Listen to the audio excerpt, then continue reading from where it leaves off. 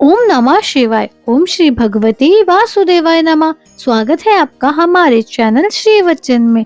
आज हम मार्गशीर्ष मास कथा अध्याय 19 बताने जा रहे हैं। कुमारियों ने कहा, हे माता, आज के नारियों के साथ सरोवर पर स्नान करते और खेलते रहने के कारण हमें समय का ज्ञान ही नहीं रहा। वे अपनी माताओं का ध्यान अपनी ओर से हटाए रखने के लिए तरह तरह की बातें करने लगी, परंतु उनके हृदय तो उस ब्रह्मचारी युवक पर मोहित थे और जो अदृश्य हो गया था उसकी टीस उन्हें बराबर थी। वे विरह की अग्नि से जलती पृथ्वी पर पड़ी छटपटाती रहीं, किसी से बातचीत ना की। वे समस्त ओर से ध्यान को हटाकर एकाग्र मन से ऋषि कुमार का ध्यान करने लगी। उनको रात काटना भारी हो गया। जैसे तैसे उस विरह की रात को काटकर जब प्रातः वह उठी तो जल्दी से घर के बाहर निकली और आपस में सलाह करके उसी सरोवर की ओर चली जहां उन्हें ब्रह्मचारी मिला था। वहां पहुंचकर उन्होंने सरोवर में स्नान किया और गौरी की प्रतिमा बनाकर उसका पूजन किया। उसी समय वह ऋषि कुमार सदा की भांति स्नान एवं पूजा अर्चना के लिए उसी सरोवर पर आया। उसे आता देख उनके हृदय कोमल खिल गए और वे बिना कुछ सोचे विचारे दौड़कर उस ब्रह्मचारी के पास जा पहुंची, इस आशय से कि वह कहीं भाग ना जाए। उन सुंदरियों ने उसे चारों तरफ से घेर लिया और बोली, हे प्रियतम, कल तुम हमें छोड़कर भाग गए थे, मगर आज हम तुमको जाने नहीं देंगे। स्वयं को चारों ओर से उन सुंदरियों द्वारा घिरते देखकर वह ऋषि कुमार चिंता में पड़ गया। उसने उन्हें भली प्रकार समझाते हुए कहा, हे सुंदरियों, धर्म की मर्यादा को ध्यान में रखो। मैं तो अभी तक ब्रह्मचारी हूँ और वेदाध्ययन कर रहा हूँ। जब तक मैं गृहस्थ आश्रम में प्रवेश करने के योग्य नहीं हो जाता तब तक मैं विवाह कैसे कर सकता हूँ। गुरुजनों का कथन है कि प्राणी को अपने वर्ण का और आश्रम की रक्षा करनी चाहिए, इसलिए तुम मुझे वर्ण करने की विचार त्याग दो और अपने इस घरेरे को तोड़कर मुझे बंधन से मुक्त कर दो। वे गंधर्व कन्याएं कामासक्त हो रही थी। उस ऋषि पुत्र की वह अमृतवाणी सुनकर वे अधिक अधीर हो उठी और बोली, हे काम रूपे, विद्वानों का कथन है कि धर्म से अर्थ, अर्थ से काम और काम से धर्म का उदय होता है। तुम्हारे संचित धर्म के कारण ही अवकम तुम्हारे सम्मुख है, अतः उसका उपभोग करो।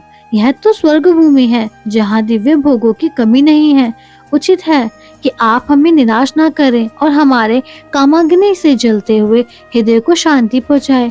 तब उस ऋषि कुमार ने गंभीर होकर कहा, हे देवियों, तुम्हारा कथन न्याय संगत है, परंतु आप मेरी कठिनाई को बिना देखे ही अपना निर्णय दे रही हैं।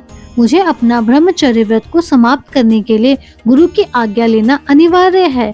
तब तक उन कन्याओं ने काम में विफल होकर कहा, तुम महान मूर्ख हो। शास्त्रों का कहना है कि बुद्धिमान वही है जो सहज प्राप्त होने वाली दिव्य औषधियों, ब्रह्म रसायनों, सिद्धियों, निधियों, रसों, कलाओं, सुंदर स्त्रियों, मित्रों और धर्म सिद्धि को नहीं त्यागता। यदि वे वस्तुएं अनायास ही उसे प्राप्त होती हैं, तो उसे किंचित भी आलस्य नहीं करना चाहिए। जिसे हम जैसी सुंदरी प्राप्त होती है वह बड़ा भाग्यशाली होता है। हमारी सुंदरता को देखो और हमारे कुल आदि को समझो। दैव की गति है कि हम तुम जैसे तपस्वी कुमार पर ही आसक्त हुई हैं। अब तुम्हारा कल्याण इसी में है कि हमारे साथ गंधर्व विवाह करके हमें स्वीकार करो, अन्यथा हम इसी वन में निराश होकर अपने प्राण त्याग देंगे। तब उस धर्म प्राण ऋषि कुमार ने कहा, हे सुंदरियों, धर्म, अर्थ, काम, मोक्ष चारों वर्ग विधि पूर्वक सेवन करने से ही प्राणी को उनका सुफल प्राप्त होता है। अतः जब तक मेरा ब्रह्मचार्य व्रत पूर्ण नहीं हो जाता मैं कदापि तुम्हारा व्रत नहीं कर सकता, क्योंकि समय से पूर्व किया कर्म उसी प्रकार नष्ट हो जाता है जैसे कि सागर में डाला गया एक लोटा जल। हे कन्याओं, इस समय मेरा मन धर्म में आसक्त है, अतः मैं तुम्हारी इच्छा की पूर्ति कदापि नहीं कर सकता। उसके इस उत्तर को जान और अपनी काम वासना में मदान उन युवतियों ने अपने हाथों को छोड़ दिया और सबकी सब एक होकर उस ऋषि कुमार से चिपट गई। प्रमोदिनी ने उसके चरण पकड़े, सुशीला और सुस्वरा ने उसकी दोनों भुजाएं को जकड़कर पकड़ लिया, सुतारा उसके वक्ष से चिपट गई और चंद्रिका उसके मुंह को चूमने लगी। इस प्रकार कामोशक्ति उन गंधर्व कन्याओं के उत्तेजित करने पर भी वह ऋषि कुमार अपने धर्म की रक्षा में सफल रहा।